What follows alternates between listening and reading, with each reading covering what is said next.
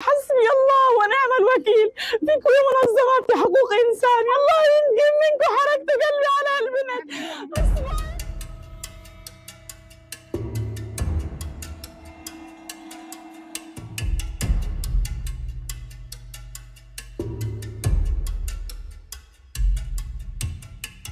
29 জানুয়ারি 2024 দুপুর 2টা ফিলিস্তিন রেড ক্রিসেন্ট সোসাইটির ফোন নাম্বারে একটি কল এলো। الو مرحبا.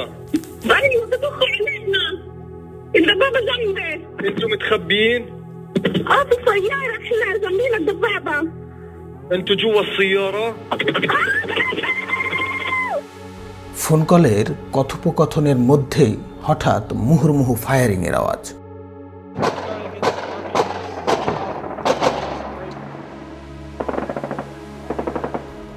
কিছুক্ষণ চলল ফায়ারিং, তারপরে সবকিছু নিস্তব্ধ।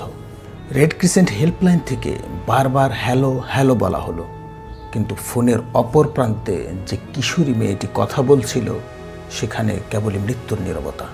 এটা ছিল লিয়ান হামাদার কণ্ঠস্বর। ফিলিস্তিনের গাজা সিটি থেকে প্রায় 2.5 কিলোমিটার দূরবর্তী তাল আল হাওয়া এলাকার অজ্ঞাত কোনো স্থান থেকে ফোন করছিল লায়ান। একটি প্রাইভেট কারের ভেতর থেকে নিচু স্বরে কথা বলছিল লায়ান। তার চারপাশে ছড়িয়ে ছিটিয়ে আছে 4-5টি লাশ, তার মা বাবা এবং 3 ভাই বোনের।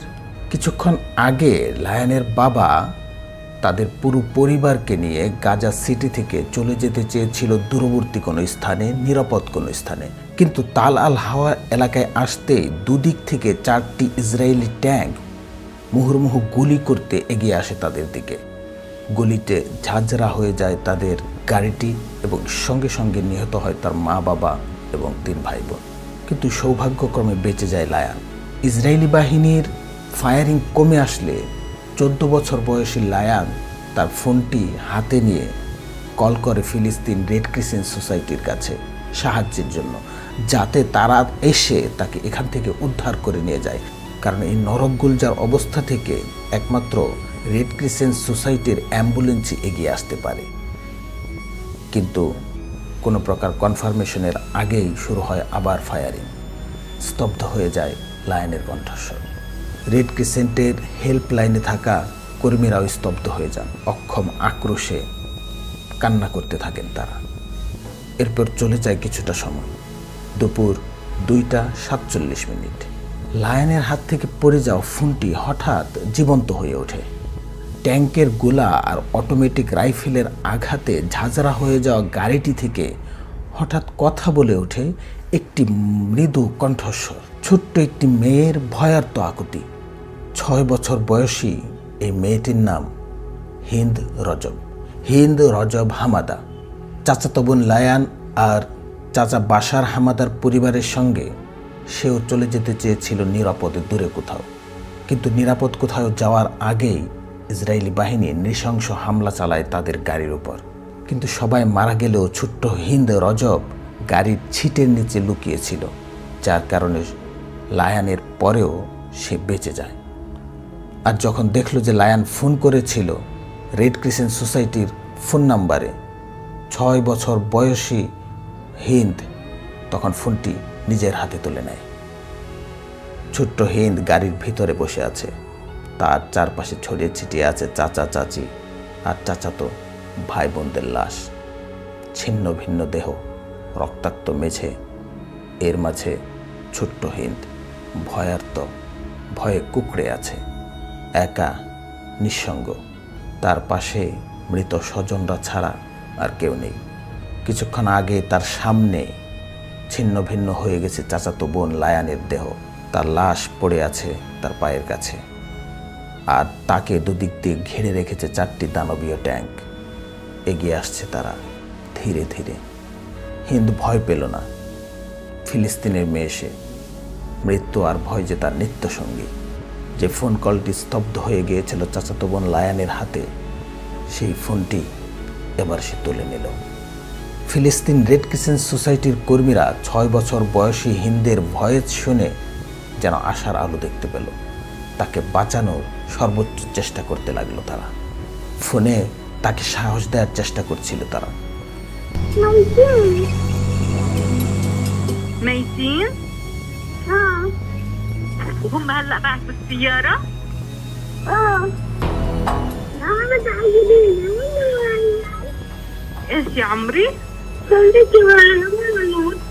يا حبيبتي يا عمري والله معك، هيني انا مش تاركك، بحكي معاكي، ما بدي اصلا اتركك.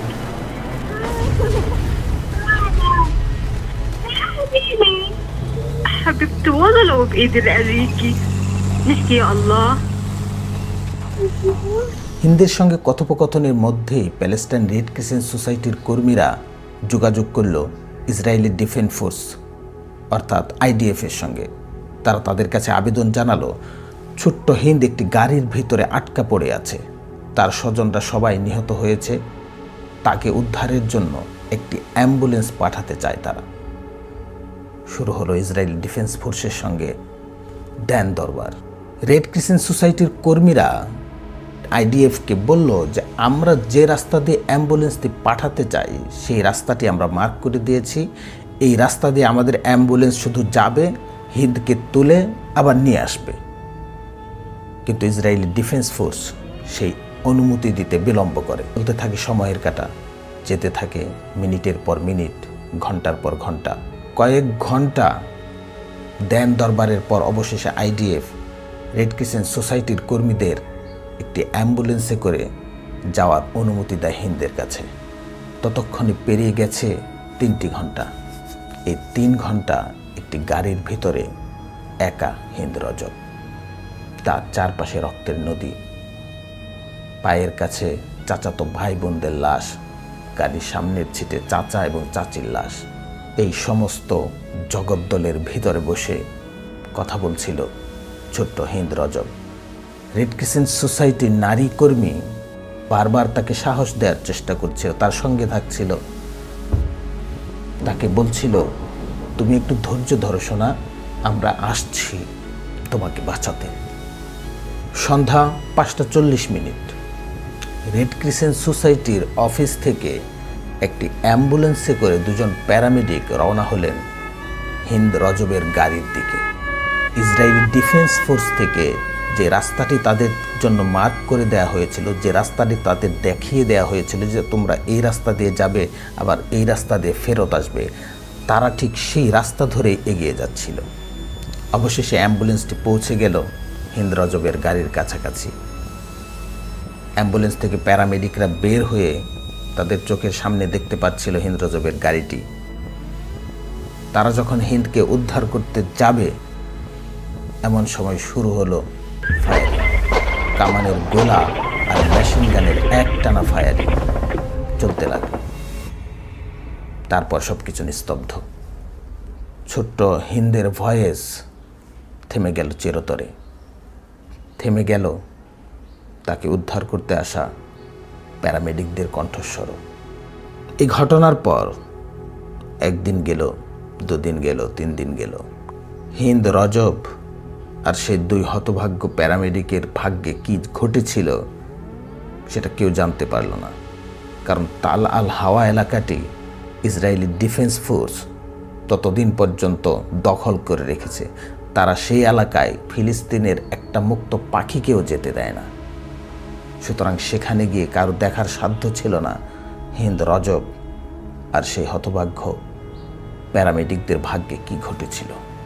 5 দিন গেল, 6 দিন গেল, 7 দিন, 8 দিন, 9 দিন, 10 দিন, 11 দিন, এভাবে 12 দিন চলে যাওয়ার পর 2024 সালের 10 ফেব্রুয়ারি ইসরায়েলি ডিফেন্স ফোর্স চলে যায় তাল আল হাওয়া এলাকা থেকে।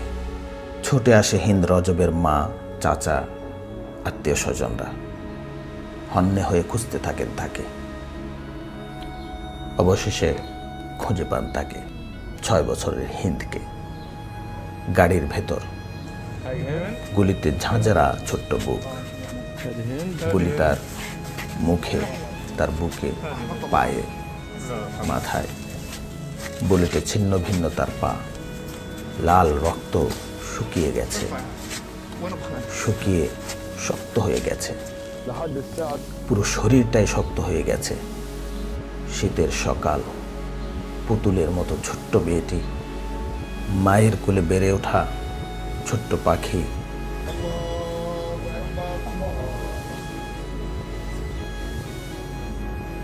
হিন্দের শক্ত হয়ে যাওয়া মৃতদেহ বের করে আনা হলো গাড়ির ভেতর থেকে, যেন বের করে আনা হলো সমগ্র পৃথিবীর মৃতদেহ। পুরো মানব জাতির মৃত লাশ যেন তুলে আনা হলো গাড়ির ভেতর থেকে। মানবতার সব দেহ যেন পচে গলে শক্ত হয়ে গেছে হিন্দ রজবের দেহের মতোই। আমাদের সকলের আত্মা ওখানেই মরে গেছে, যেখানে ইসরায়েলি বাহিনীর গুলির আঘাতে শহীদ হয়েছে হিন্দ রজব। আমরা এরপর যতদিন বেঁচে থাকব, যতদিন আমাদের দেহে নিঃশ্বাস প্রবাহিত হবে, আমাদের ফুসফুস অক্সিজেন গ্রহণ করবে, ততদিন পর্যন্ত আমরা আমাদের শরীরে একটা মৃত আত্মা নিয়ে ঘুরে বেড়াবো। আমরা আত্মাহীন এক মানুষ হয়ে বেঁচে থাকব। হিন্দ রজবের মৃত্যু আমাদেরকে আত্মাহীন এক মানুষ হয়ে বেঁচে থাকার অভিশাপ দিয়ে গেছে। এই অভিশাপ ততদিন পর্যন্ত শেষ হবে না যতদিন পর্যন্ত আমরা বেঁচে থাকব, যতদিন পর্যন্ত না ফিলিস্তিন মুক্ত হবে, যতদিন পর্যন্ত না আল কুদসের মাটি জায়নবাদীদের হাত থেকে মুক্ত হবে।